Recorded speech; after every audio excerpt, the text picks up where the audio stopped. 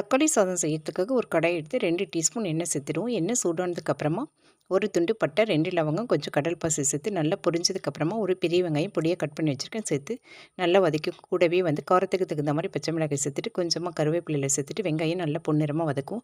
இப்போ இந்த கேப்பில் 2 தக்காளி கொஞ்சம் மிளகாய்த்தூள் சேர்த்து நல்லா மிக்சியில் தக்காளி அரைச்சி எடுத்துகிட்டு வந்துடும். இப்போ வெங்காயம் நல்லா வதங்கிடுச்சு. அது கூட ஒரு தக்காளி சேர்த்து நல்லா வதக்கிட்டு இந்த அளவுக்கு வதங்கினதுக்கப்புறமா ஒரு டீஸ்பூன் இஞ்சி பூண்டு பேஸ்ட்டு, கொஞ்சமாக புதினா இலை சேர்த்து நல்லா வதக்கிக்கும். இப்போ இதுக்கு தேவையான மசாலா கொடுத்துரும்.